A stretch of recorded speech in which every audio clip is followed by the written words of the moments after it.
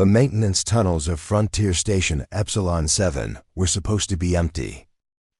Chen knew every pipe, every junction, every bolt in the lower levels after 3 years of keeping the life support systems running. That's why the soft whimpering sound made his blood run cold. Nothing living should be down here, especially not during the night cycle when the temperature dropped below freezing to conserve power. He almost ignored it. His shift had already run 14 hours, his hands were raw from fixing a coolant leak, and his stomach felt like it was eating itself. The supply transport was 3 weeks overdue thanks to the solar storms, and everyone on the station was down to quarter rations. Marcus had skipped lunch again, saving his protein bar for tomorrow. The smart thing would be to head back to his quarters, file his maintenance report, and pretend he hadn't heard anything. But the sound came again. Weaker this time, like something small and broken, trying not to be found. Marcus pulled his flashlight from his tool belt and followed the sound through the narrow access tunnel between the water recycling unit and the primary power conduit. The beam cut through the darkness, revealing nothing but shadows and the endless maze of pipes that kept their little outpost alive in the void between stars. Then his light caught something that didn't belong. A child, small, fragile, curled up behind a junction box like a wounded animal. But this wasn't a human child. The skin was translucent, a pale blue-green that seemed to pulse faintly with its own inner light. The creature's oversized eyes reflected his flashlight beam like mirrors, and Marcus could see the delicate bone structure beneath the almost transparent flesh. It was beautiful and alien and clearly dying.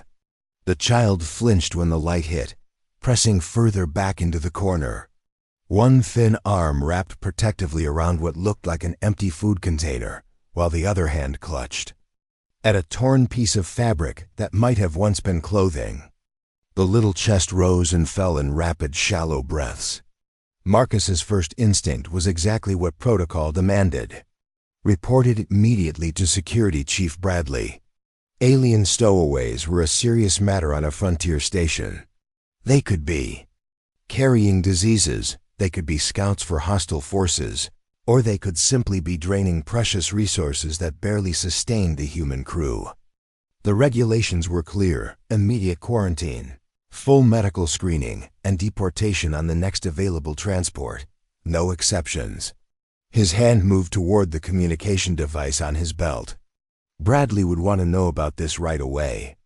The child would be processed, documented, and removed from the station within hours. Clean, efficient, by the book. But Marcus found himself hesitating.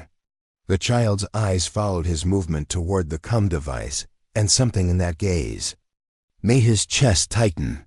Fear, yes, but also a kind of resigned acceptance that broke his heart. This little one had been abandoned before, he realized, many times. Those eyes knew exactly what came next. The child's stomach made a sound then, a low gurgling that echoed off the metal walls. How long had it been hiding down here? How long since it had eaten anything? Marcus thought about the protein bar in his pocket, his dinner and tomorrow's breakfast rolled into one small package. He thought about the regulations, about his duty to report unauthorized personnel, about the limited resources and the difficult choices that life on a frontier station demanded every single day. Then he looked at those luminescent eyes again. And the choice became simple. Before you hear what happened next, tell us where you're tuning in from, and if this story touches you, make sure you're subscribed, because tomorrow I've saved something extra special for you. Marcus slowly lowered his hand from the device and instead reached into his pocket. The protein bar felt heavier than usual as he pulled it out, its plain brown wrapper crinkling in the silence. The child's eyes tracked the movement, growing wider as Marcus carefully unwrapped one end. "Hey there," Marcus said softly, keeping his voice low and calm. "You look hungry." The child didn't move, didn't respond, just watched as Marcus broke off a small piece of the bar. He held it out, not approaching, just offering. The sweet scent of processed nutrients filled the small space between them. For a long moment, nothing happened. The child stared at the food, then at Marcus, then back at the food.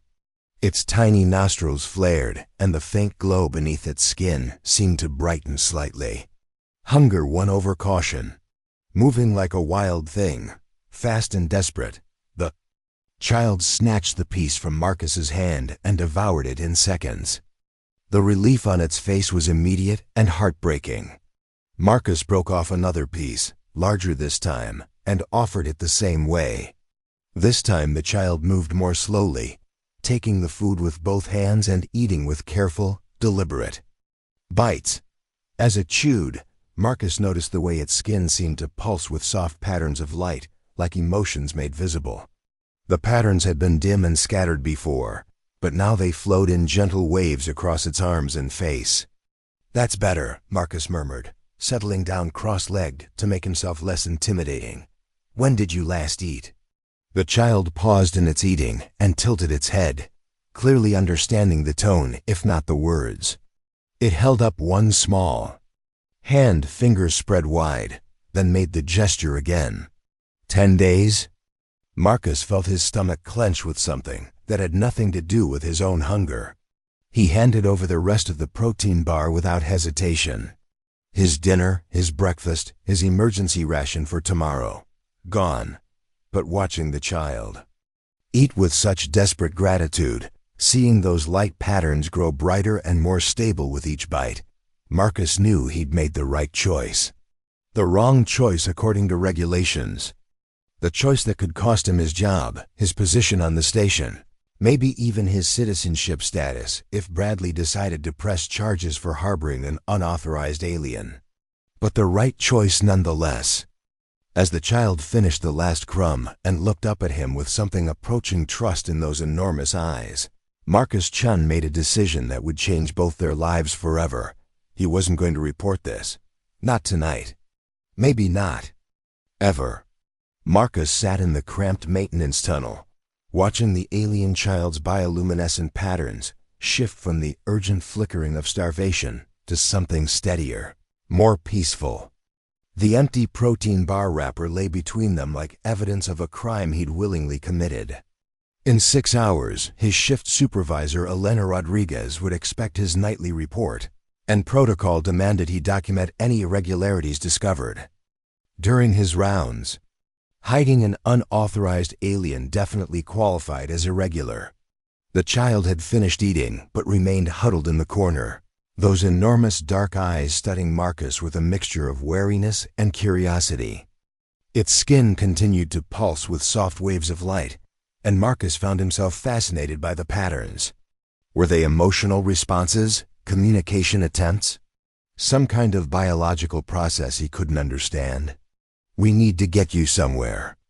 "Warmer," Marcus said quietly, more to himself than to the child. The temperature in the lower tunnels would drop another 10 degrees in the next few hours, and the little one's translucent skin already showed a bluish tinge that couldn't be healthy. The child tilted its head at the sound of his voice, and, for the first time, it spoke. The words came out in a series of musical tones, rising and falling like a song. The language was completely alien, but the questioning inflection was unmistakable. It was asking something. Marcus wished he had Elena's linguistics training or Dr. Kim's xenobiology background. All he knew was maintenance systems and how to keep aging machinery running past its expiration date. But he could recognize intelligence when he saw it, and this child was clearly trying to communicate. "I don't understand your words," Marcus said slowly, pointing to himself and then to the child. Preparing and narrating this story took us a lot of time, so if you are enjoying it, subscribe to our channel. It means a lot to us. Now back to the story. "But I know you're smart, and I know you're scared." The child studied his gestures, then pointed to itself and made a sound that might have been a name. The tones were complex, musical, impossible for human vocal cords to reproduce. Marcus listened carefully, trying to catch some element he could work with. "That's beautiful," he said, and the child's light patterns brightened at his approving tone. "But I can't make those sounds. Can you understand me at all?" The child nodded slowly, and Marcus felt a surge of relief. Basic communication was possible, even if they couldn't share languages. That was something to build on. His COM device buzzed with an incoming message, making both of them jump. The child's patterns immediately shifted to rapid, chaotic flickers, and it pressed back against the wall as if trying to disappear. Marcus checked the display and saw a routine notification from the night duty officer, just confirming that all maintenance personnel had checked in safely. Nothing urgent, but it reminded him of the larger world beyond this small tunnel. The world of regulations and procedures that would demand immediate action if they knew what he'd found. Marcus made his choice deliberately, consciously. He deleted the message without responding and switched his COM device to emergency-only mode. Then he pulled out his maintenance tablet and began falsifying his report for the first time in his career. "Tunnel inspection complete," he typed. "No anomalies detected. All systems functioning within normal parameters." The lie sat heavy in his stomach, but he submitted it anyway. Whatever consequences came later, he couldn't hand this child over to station security. Not tonight, maybe not ever. The child watched him work, its patterns shifting to what looked like confusion as Marcus powered down the tablet and tucked it away. Then, moving slowly so as not to startle his small companion, Marcus began removing his outer work jacket. The tunnel was cold enough that he'd been wearing thermal layers, but the child's thin form was shivering despite its apparent attempts to hide the reaction. He held out the jacket, making no move to approach. The child stared at the offered garment for a long moment, then looked up at Marcus's face as if trying to read his intentions. Whatever it saw there must have been reassuring, because it finally reached out and took the jacket with both hands. The garment was far too large, but the child wrapped it around itself like a blanket, and Marcus was gratified to see the shivering subside. The light patterns on its visible skin shifted to something that looked almost like contentment, slow waves that reminded Marcus of breathing. "That's better," Marcus murmured, settling back against the opposite wall. "We need to figure out what to do next." The child surprised him by speaking again, this time in halting but recognizable standard. The accent was strange, the grammar simplified, but the words were clear enough. "You not call others?" it asked, its voice barely above a whisper. Marcus felt his eyebrows rise. "You speak standard? How much do you understand?" "Little bit," the child admitted, those luminous eyes never leaving his face. "Listen to station. People talk, learn words. You not call security people?" The question hung in the air between them, loaded with implications Marcus was only beginning to understand. This child had been hiding on the station long enough to pick up basic standard through eavesdropping. How long had it been down here? Hungry and alone, listening to the crew go about their daily routines just meters above? "No," Marcus said firmly. "I'm not calling security." The child's patterns flared brighter, cycling through what looked like surprise, hope, and continued wariness. "Why not? Station rules say report all unauthorized presence." Marcus almost smiled at the formal phrasing.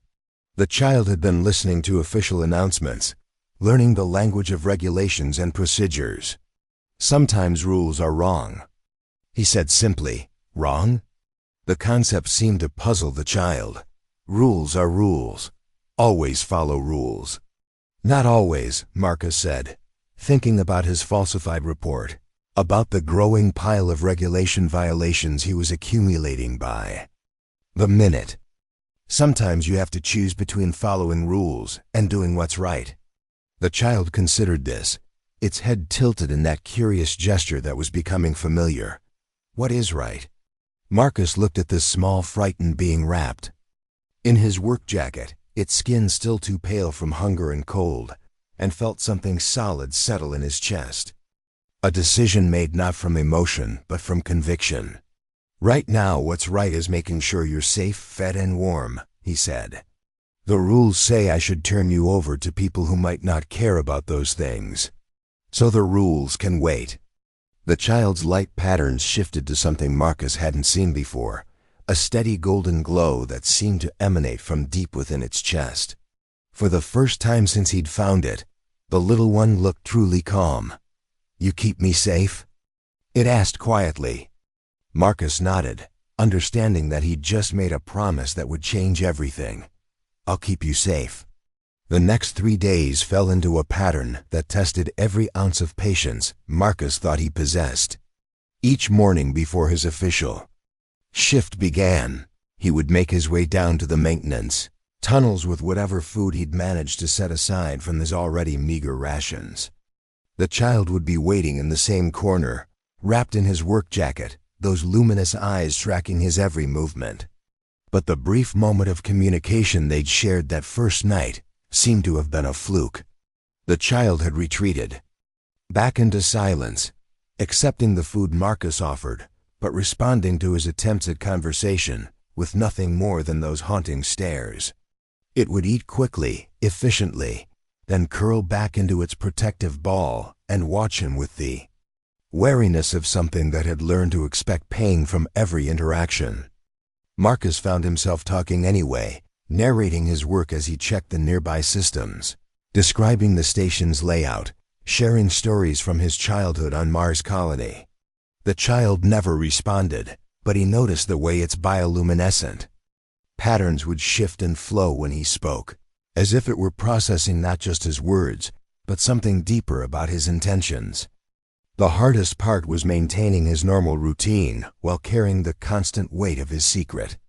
During his regular shifts, Marcus had to pretend everything was normal, had to make small talk with his colleagues while his mind raced with concerns about the child hiding just meters below their feet. Was it warm enough? Had it found water somewhere? What if someone else discovered it while he was away? Elena Rodriguez noticed his distraction on the second day. She cornered him in the tool storage room after he'd nearly cross-threaded a crucial coupling on the atmospheric processor. "Chen, what's wrong with you lately?" she demanded, her supervisor's instincts clearly triggered. "You've been making rookie mistakes. You're jumpy every time someone uses the CUM system, and you look like you haven't slept in weeks." Marcus forced himself to meet her eyes, fighting the urge to fidget under her scrutiny. Elena was sharp, observant, and had been running maintenance crews longer than he'd been working in space. If anyone would spot the signs of someone harboring secrets, it would be her. "Just tired," he said, trying for casual. "The extended shifts are catching up with me." Elena's expression remained skeptical. "We're all tired, Marcus. But tired doesn't make you jump out of your skin every time someone mentions the lower levels. You've been spending a lot of extra time down there lately." The observation hit too close to home, and Marcus felt his pulse quicken. "Equipment's been acting up since the power fluctuations last week," he said, grateful that there was at least some truth to that statement. "Want to make sure we don't have any cascading failures." Elena studied him for another long moment, then seemed to accept the explanation. "Fine, but if something's going on that affects station operations, I need to know about it. Clear?" "Clear," Marcus agreed, though his stomach churned with the knowledge of just how much he was keeping from her. Jake Morrison proved to be a different kind of problem entirely. The younger maintenance tech had always been ambitious, eager to prove himself worthy of promotion to senior status. He'd started asking pointed questions about Marcus's work assignments, offering to help with the lower-level inspections, suggesting that perhaps the extra time spent down there indicated inefficiency rather than thoroughness. "I could take over some of those routine checks," Jake offered during their third-day shift briefing. "Give you more time to focus on the complex systems upstairs. I mean, how much can really be going wrong with the basic infrastructure down there?" Marcus managed a tight smile. "I appreciate the offer, but I've got a good handle on things.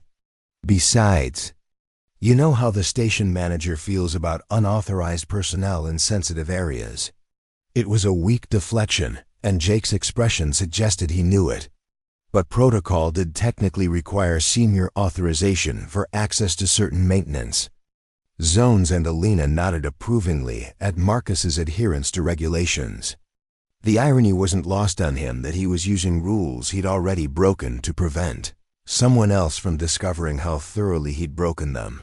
Dr. Sarah Kim presented an entirely different challenge when she stopped by the maintenance bay later that week. Her visit was supposedly routine, just checking on the environmental controls for the medical section. But Marcus had worked with her long enough to recognize when she was in investigation mode. Interesting fluctuations in the lower-level atmospheric readings, she mentioned casually while reviewing his system reports. Temperature variations, slight changes in air composition. Almost like there's an additional heat source down there. Marcus's blood ran cold, but he forced himself to respond calmly. Could be thermal buildup from the recycling units. I've been meaning to recalibrate the sensors. Dr. Kim mused, her dark eyes sharp behind her wire-rimmed glasses. The patterns are quite distinctive, actually. Very organic looking, if you didn't know better. The comment hung in the air like a trap, waiting for Marcus to step into it. He focused on his breathing, on keeping his expression neutral, on not giving away the terror that was currently eating him alive from the inside. I'll run a full diagnostic on the environmental systems next week, he said finally. Make sure everything's reading accurately. Dr. Kim nodded slowly, but her expression remained thoughtful. See that you do. We can't afford to have undetected anomalies compromising station safety. That evening, Marcus descended to the maintenance tunnels with a growing sense of urgency. The child was in its usual spot, but something about its posture seemed different. More alert, more tense. When Marcus approached with the evening's offering, a small container of vegetable broth he'd managed to save from lunch, the child looked up at him with an expression that seemed almost accusatory. People asking questions about me, it said quietly, the first words it had spoken since that initial night. Marcus felt his heart skip. What do you mean? Hear them talking above. Doctor woman, supervisor woman. They know something different. Down here, the child's patterns flickered with what looked like anxiety. They find me soon. The blunt assessment hit Marcus like a physical blow. He'd been so focused on maintaining his own cover that he'd underestimated how perceptive the child might be about the conversations happening throughout the station. Of course it would be listening, learning, picking up on the subtle changes in routine that might threaten its hiding place. Not necessarily, Marcus said, though even he could hear the uncertainty in his voice. I can handle a few questions. The child studied him with those unsettling, intelligent eyes.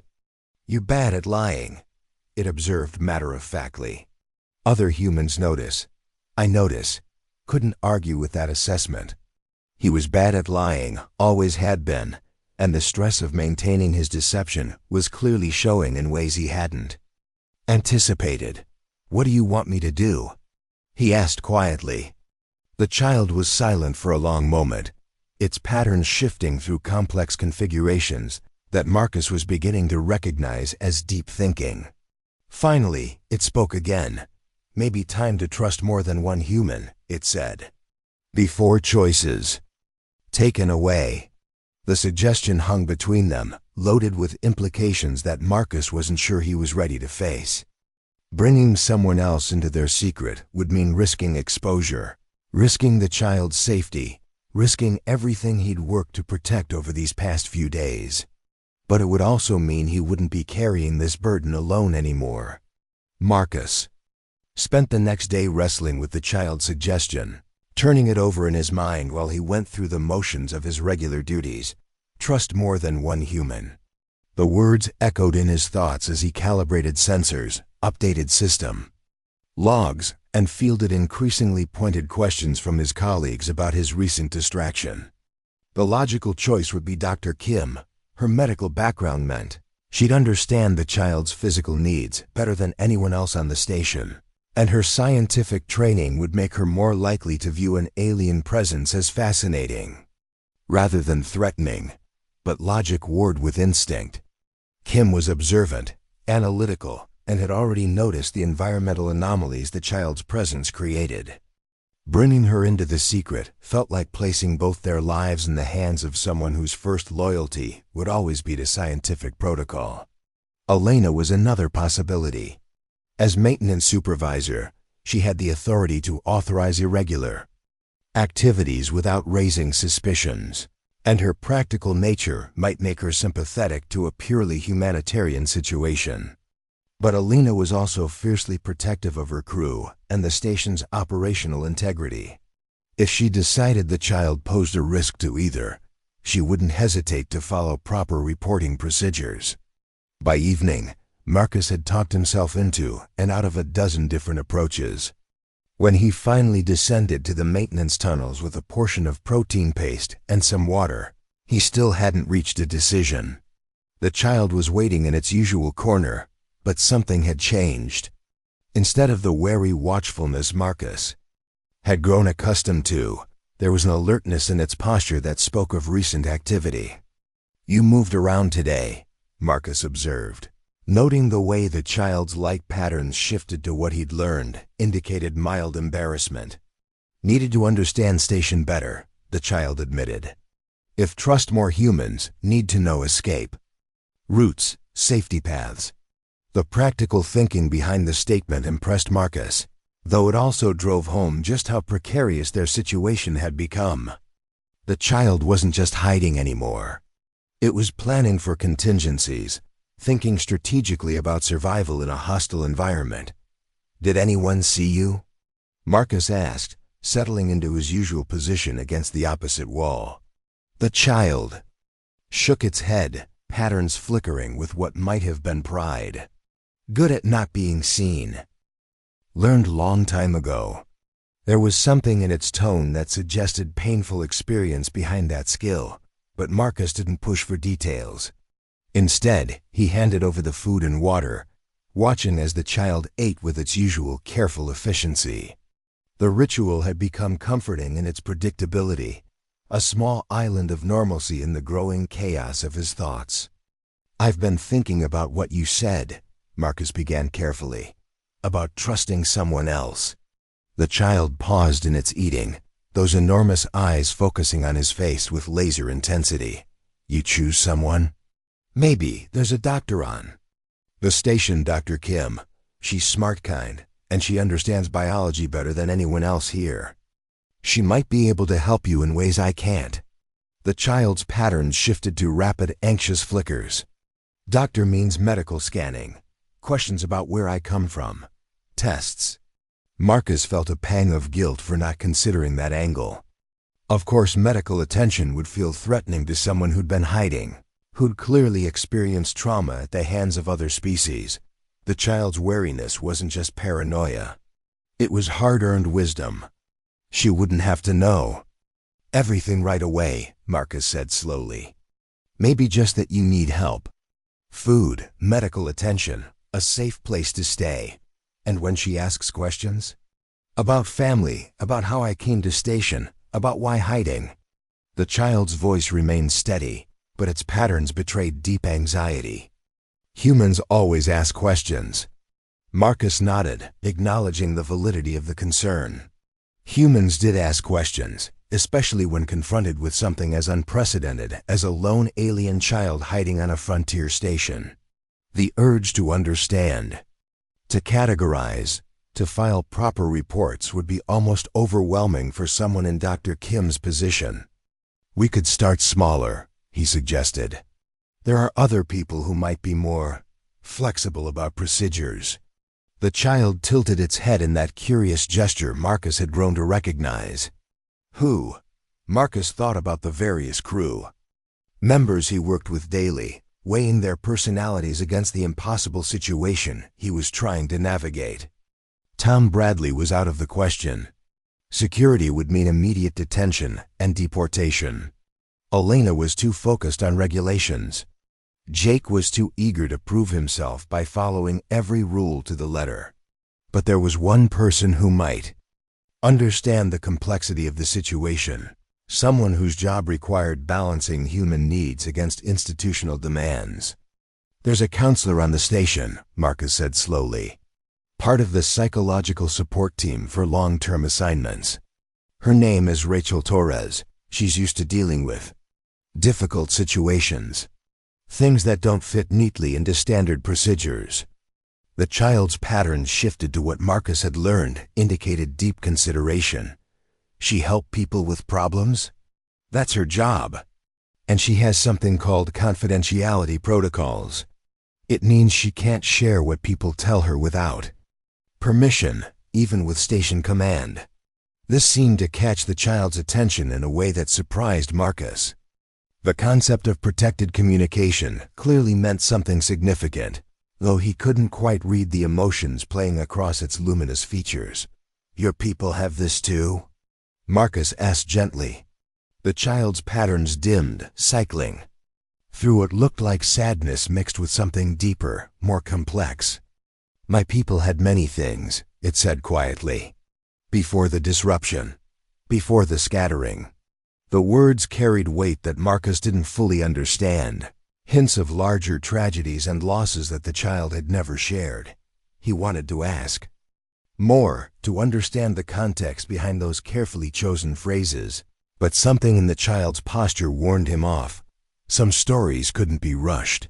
Would you be willing to meet her? Marcus asked instead. Rachel? Just to see if she might be able to help? The child was quiet for a long time, its patterns shifting through configurations Marcus couldn't interpret. When it finally spoke, its voice was barely audible. If she tries to hurt me, to take me away, will you stop her?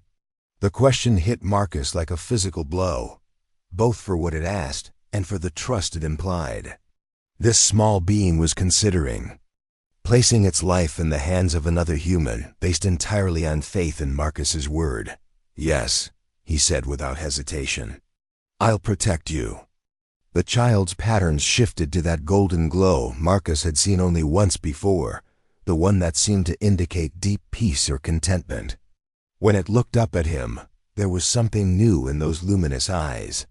Not just trust, but hope. Then yes, it said simply. I will meet your counselor person. Marcus arranged to meet Rachel Torres during the quiet hour between shift changes, when the corridors were mostly empty and conversations could happen without drawing attention. He'd crafted his approach carefully, framing it as a hypothetical situation involving a displaced refugee who might need assistance outside normal channels. Rachel listened with the focused attention that made her so effective at her job, asking thoughtful questions about resources and legal implications. When Marcus finally admitted the situation was very real and happening right now, she didn't express shock or immediately cite regulations. Instead, she asked the most important question of all. What does this person need most? 20 minutes. Later, Marcus led Rachel through the maintenance tunnels to where the child waited. The meeting that followed changed everything. Rachel's gentle approach and genuine concern broke through barriers that days of patient feeding hadn't touched. Within an hour, the child had shared its name in halting standard, accepted medical attention, and agreed to temporary shelter in Rachel's quarters. The transformation was remarkable. What had begun with a shared meal in a cold tunnel became something much larger. The child, who chose the name Nova for its new life, slowly blossomed under the care of two humans who refused to see it as anything other than someone deserving of safety and dignity. Sometimes the smallest acts of kindness create the biggest changes. Sometimes sharing your last meal saves more than one life. Up next, you've got two more standout stories right on your screen. If this one hit the mark, you won't want to pass these up. Just click and check them out.